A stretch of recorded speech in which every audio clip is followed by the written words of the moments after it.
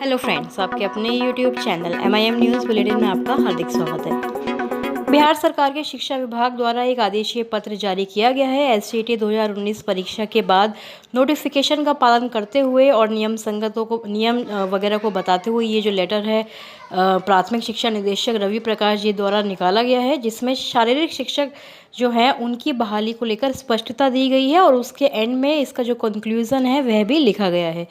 तो इस आदेशीय पत्र को हम पढ़ेंगे, उसके बाद ये रिलेट करने की कोशिश करेंगे SCET 2019 के अभ्यर्थियों के साथ जो माध्यमिक और उच्च माध्यमिक बहाली के पात्र हैं 7वें चरण की बहाली में।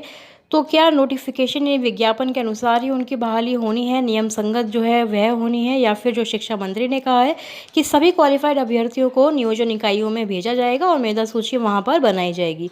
तो इस पर भी हम डिस्कशन करेंगे। सबसे पहले ये जो पत्र है देख लेते हैं। बिहार सरकार के शिक्षा विभाग द्वारा आदेश देते हुए बताया गया है। देखिए, ये आपको पहले पूरा मामला बता देते हैं कि जो शारीरिक शिक्षा वाले अभ्यर्थी हैं उनकी तरफ से एक जो कोर्ट केस है वह किया गया था पटना हाई कोर्ट में, और वहाँ पर देखिए उसी का यहाँ पर इस पत्र में पहले तो हवाला दिया गया है। लिखा गया है कि माननीय उच्च न्यायालय पटना के द्वारा उक्त पारित आदेश के अनुपालन में वादी को संगत अभिलेख के साथ उपस्थित होने का निर्देश दिया गया। तदनुसार सुनवाई हेतु विभिन्न तिथियां निर्धारित की गई थी। तो यहाँ पर जो पेटिशनर हैं, जो वादी हैं, उनकी तरफ से देखिए ये जो है दावा किया गया था कि शारीरिक शिक्षा एवं स्वास्थ्य अनुदेशक के पद पर नियुक्ति हेतु बिहार विद्यालय परीक्षा समिति द्वारा योग्यता परीक्षा के लिए प्रकाशित विज्ञप्ति में OBC और BC मेल कैटेगरीज को पात्रता परीक्षा में 5% की छूट नहीं दी गई है, क्योंकि ये मामला हमने आपको पहले बताया था कि 5% की छूट यदि और इन अभ्यर्थियों को दी जाएगी तो अभ्यर्थियों की जो क्वालिफाइड अभ्यर्थी हैं उनकी संख्या बढ़ सकती है, रिजल्ट जो है संशोधित होकर आ सकता है। जबकि उसी विज्ञप्ति में SCET के आवेदकों में से सभी आरक्षित कोटि के आवेदक को 5% की छूट ऑलरेडी दी गई है। तो यहाँ पर ये स्पष्टीकरण दिया गया है कि नोटिफिकेशन के हिसाब से जो रिलैक्सेशन, जो छूट दी जानी थी वह दी गई है। उल्लेखनीय है कि बिहार प्रारंभिक पात्रता परीक्षा BTET 2011 के लिए निर्गत मार्गदर्शिका में पात्रता परीक्षा में उत्तीर्ण होने के लिए 5% की छूट अनुसूचित जाति और जनजाति, महिला एवं निःशक्त कोटि के उम्मीदवारों को दी गई थी। 2011 BTET का भी हवाला यहाँ पर दिया है।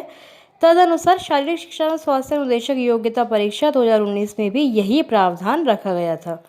और उक्त परीक्षा में अभी तक देखिए 3523 अभ्यर्थियों की नियुक्ति हुई है। उसके लिए अधिसूचना निकाली गई थी विज्ञप्ति में, जिस क्रम में लगभग 2200 अभ्यर्थियों की नियुक्ति हो चुकी है, वह विद्यालय भी ज्वाइन कर चुके हैं एवं शेष अभ्यर्थियों की प्रतीक्षक सूची तैयार कर नियुक्ति की प्रक्रिया अब अंतिम चरण में पहुंच गई है। तो देखिए ये पूरा मामला समझाते हुए ये आदेशीय पत्र निकाला गया और उसमें ये एंड में देखिए ये आदेश दिया गया, ये तर्क यहाँ पर दिया गया है कि इस प्रकार प्रसंगाधीन मामले के संबंध में विचारोपरांत यह निर्णय लिया जाता है कि किसी भी विज्ञप्ति के प्रकाशन के उपरांत विज्ञप्ति में उल्लेखित किए गए प्रावधान में परिवर्तन किया जाना नियम संगत नहीं होगा। तो देखिए विज्ञापन एक बार निकल गया, उसमें बदलाव करना नियम संगत नहीं होगा, ऐसा यहाँ पर स्पष्ट तौर पर बताया गया है। अतः उपरोक्त तथ्य के आलोक में जो वादी का दावा है वह अमान्य किया जाता है। यानी कि जो पेटिशनर ने ये कहा था कि 5% की छूट मिलनी चाहिए, तो ऑलरेडी इन लोगों ने जो विज्ञापन है उसके हिसाब से छूट पहले से ही दी हुई है।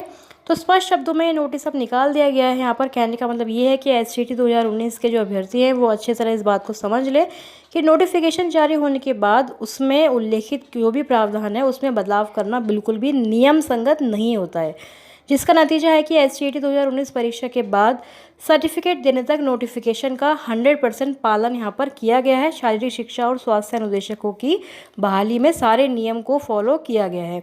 लेकिन वहीं पर अगर SCET 2019 जो बाकी विषयों की परीक्षा हुई है उसकी अगर बात करें तो आप लोग जानते हैं कि नियमों की धज्जियां उड़ाकर विज्ञापन के विरुद्ध जाकर भी जो सभी क्वालिफाइड अभ्यर्थी हैं उनको बिल्कुल एक इक्वल किया गया है और पात्र माना गया है सभी को। शिक्षा मंत्री द्वारा उन्होंने कहा कि सभी को नियोजन इकाइयों में भेजा जाएगा और सभी अभ्यर्थी पात्र होंगे। हालांकि उनको मेरिट लिस्ट वाले जो अभ्यर्थी हैं विज्ञापन के तहत वो मेधा सूची में आए हैं, तो उनको कोई ना कोई ऐसा प्रावधान या कोई ना कोई प्रिविलेज या वेटेज की बात उनको कहनी चाहिए थी। हो सकता है कि आगे 7वें चरण की बहाली जब आरंभ होगी तो माध्यमिक और उच्च माध्यमिक की जो अधिसूचना आएगी उसमें ऐसी कोई ना कोई चीज़ मेंशन हो कि जो मेधा सूची वाले अभ्यर्थी हैं, मेरिट लिस्ट वाले अभ्यर्थी हैं, उनको कोई वेटेज या फिर कोई पॉइंट्स अतिरिक्त जो है वह दिए जा सकते हैं। तो कहने का मतलब यही है कि नियम संगत अगर हो रहा है तो हर जगह हर बहाली में सरकार नियम संगत तरीके से ही चलेगी, नियमों को फॉलो करते हुए ही चलने वाली है। तो आशा करते हैं कि इस वीडियो में जो जानकारी दी गई है आपको यूज़फुल लगी होगी, समझ में आई होगी। इस वीडियो को लाइक आप ज़रूर करें, यदि आपको यूज़फुल लगती है अपने साथियों में शेयर भी करें। और अगर हमारे चैनल MIM न्यूज़ बुलेटिन को आपने सब्सक्राइब यदि अभी तक नहीं किया है तो ज़रूर कर लें। आगे कोई भी 7 फेज़ की अपडेट आती है आपके साथ शेयर करने की पूरी कोशिश करेंगे। तब तक बने रहें, कनेक्टेड रहें हमारे चैनल से। Thank you for watching.